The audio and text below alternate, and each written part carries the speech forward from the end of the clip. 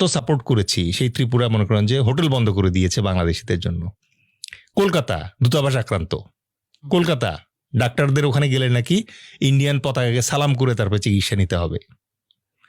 C the audacity. বেশি বেশি হয়ে যাচ্ছে না জিনিসটা? Now come to the media, come to the media, it's hilarious. আমি মিডিয়াতে দেখলাম বলতেছে যে ডক্টর ইউনুসের সরকার এটা নাকি fundamental Islamist Sarkar or something like that.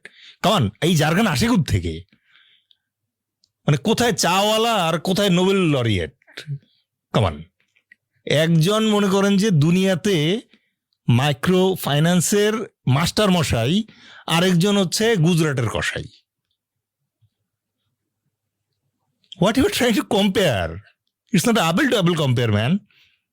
So কাকে আপনি মেলাইন করার চেষ্টা করতেছেন? আপনি, আমি, আমরা সবাই বুঝি। জাস্ট আজকে ডক্টর ইউনুসের মতো একটা গ্লোবাল মানে লরিয়েট যদি না হয়